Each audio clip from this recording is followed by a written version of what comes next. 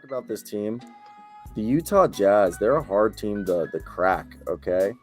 Some nights they look like legit, and then other nights, you know, Last night, they you can count on the second best team in the Western Conference, the best team in so the Western Conference. they're currently the eighth seed, and they're tied for the eighth, seventh seed. They're a playing team right now, but they're basically within. They're really just tied up with the Suns, Trailblazers, Clippers, Kings. So they literally are in the play-in playoff mix right now, quarter way through the season. And this is a team that I don't know if literally we're gonna wake up one morning and Adrian Wojnarowski and Shams Charania are gonna be racing each other for like announcing trades, or Yeah, this is a team that's gonna be like not make any moves except maybe they trade a few young guys or something. Really, the only guy I could see being traded at this point, I don't want to say I could see them moving on from Taylor Horn Tucker, but I think he's like literally nobody would want him. Besides him. that, I want him on the Rudy Rockets. Gay seems like a buyout guy. If someone wants to take Azumbuki of Balmaro, they Yeah, could do that. I doubt it, and get some playing time for Oche. Malik Beasley and Olynyk are Yeah, the I only think Malik two. Beasley could be a guy on the move. But this is a team right now. Their stats for the season so far, they are the fifth best 3-point shooting team in the league. They're the eighth best in field goal percentage, 10th in field goal attempts. They're the eighth best 2-point field goal percentage. They're not really that. They're the eighth worst free throw, getting to the free throw line, but they're the 11th best rebounding team, 9th best offensive rebounding team, 8th best in assists, 15th in steal, 13th in blocks. And right now they are an offensive rating of the fourth best offensive rating in the league, and they're the sixth worst defense in the league, but they have the ninth best net rating because they score 117 points, which is a nice. Is that good? Points, yeah, second best in the league, but they give up 115th, which is ninth worst in the league. So they're beating teams because they just outscore the fuck out the team player. Like literally, look at this. They have like 6 dudes scoring double digits. Lowry with 22 a night, Jordan Clarkson with 20 a night. 14 from Sexton, 14 from Beasley, 13 from Olynyk, 10.5 from Conley. Then you're getting, almost 8.8 from Vanderbilt, 7.5 from Horton Tucker. Then Nickeil Alexander, who like low key started to come alive for them the last few games, is like a combo guard up, Yeah, I like him bench. And then you got Mr. Block Party, Walker Kessler. He's so critical to this team, dude. I cannot begin to tell you. I watched that Pelly's game last night, it was such an impressive victory, but I know they're without Brandon Ingram. This team lost Mike Conley for 9 games, and you were thinking maybe this would be the end of this magnificent run that they're on, and it was not. And it's just very cool to see Lauri Markkanen take that next step. Guys like Kelly Olynyk it's so important. I don't actually think Danny Ainge is going to blow it up at this point. I don't think that they're. So you think they're legit? I think the best they could do is the 6th seed. I think they're a play-in team just because their defense is going to falter unless they make some type of magical move. But I don't know, man. I don't think they're going to blow it up because they have a shit ton of assets still. Like, they kind of have everything. All they really need now is a franchise. I don't think player. Yeah, I agree.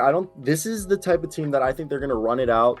Unless like somebody really wants Malik Beasley and or Mike Conley or Kelly Olynyk. If someone forces their hands, I think this is a team where like someone goes over here, take, basically Kelly Olynyk, take Malik Beasley from us.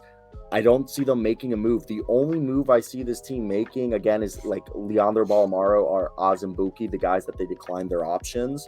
If someone gives them, hey, we'll give you a second round pick or cast considerations, and it's some like the Spurs or the Rockets, and they're just like running these guys out for the rest of the season to see if they want to do like what happened to Jalen Smith last year.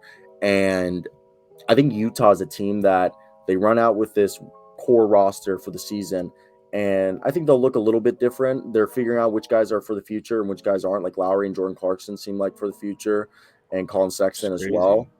But I think one thing that this is a team that on draft night, they could be a team that like, this is super, super in a vacuum. I'm a Washington Wizards fan. This would never happen. But let's say they're like, okay, hey, what if we package Sexton and I think Kelly Olynyk has another year on his deal, or Kelly might be an expiring, but we'll package Sexton, Beasley, and Vando, and any pick that wasn't ours for Bradley Beal. I wouldn't And be then surprised in the slightest. And you know what would be even crazier too that I'm not really thinking about? So they don't have their own first round pick next year. I think it would be fat. They do this year. They have 3 first round picks this year, which I think, and Minnesota's not looking great. I would not be surprised if they had a top pick, like a top 10. I think actually it might even be in their best interest to continue doing what they're doing. And then once All-Star break hits, they kind of phase out the vets just so you have a higher draft pick. Because, dude, if you look at their list of first round picks, it goes on and on and on and on and on. Well, what's the point of having all those if you're ready to kind of start to contend soon? So say, like you're saying, say they have a top 5 pick and you have all these first round picks, you have several first round picks this year, and yeah, you get a guy like Bradley Beal. I wouldn't be surprised at all. Because next year they don't have that own pick. So I think that's an extremely slept on thing is it's probably not even in Utah's best interest to continue this run because they have their own pick this year and they don't next year. So find the guys you like, phase out the vets, trade the vets, get those Jared Vanderbilts, dude. I watched that game last night. It is insane the amount of impact Jared Vanderbilt has. It is so crazy because it does not show up on the stat sheet. So that's what I'm saying. And like obviously Bradley Beal, that wouldn't happen because he has a no trade clause, and he would obviously say fuck no it's a good to example, Utah. Yeah. But it was just an example of a player who's on a big ass contract that because next year their highest paid player is Mike Conley on 24.3. So they might be they're like, oh, maybe we just keep this guy till the draft and we trade him. Colin Sexton makes 17.3 next year. He's the second highest paid player. Their third highest is Lowry Markkanen next year at 17.2. Then there's a team option on Malik Beasley for 16.5, another guy that they might just keep to use as salary filler. Player option for Jordan Clarkson. Kelly Olynyk on just, has another year of 12.1. Taylor Horton-Tucker has a player option that he'll probably accept. Nickeil Alexander-Walker can get a qualifying offer. Rudy Gay has a player option, and Jared Vanderbilt has another year on his deal. Ochai, rookie deal, and Simone Fontecchio another year, and Walker Kessler, rookie deal. So right there, you're looking, like you said, all these picks, and if we just look at like the top salaries of guys that we're already hearing in the rumor mill and all that, for maybe next year that could possibly move. There were early in the summer, Klay Thompson. There was over here, we've heard potentially, Tobias Harris. I don't think he moves the needle, but we've seen Zach LaVine be brought up, DeMar DeRozan. Okay. Karl Anthony Towns, if they can't coexist.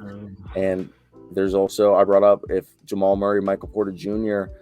have worn out their welcome in Denver, or if DeAndre Ayton, okay, if that's something that's going to happen, or I think there's players out there that they could potentially pry off of teams with the amount of picks that they can offer. Or it's not even just one player. They could ask for a package of player. Like they'd go over to, I'm trying to think what a team with like multiple, maybe, they hit up the Orlando Magic. And I know you don't like the Orlando Magic, but I love the Orlando Magic.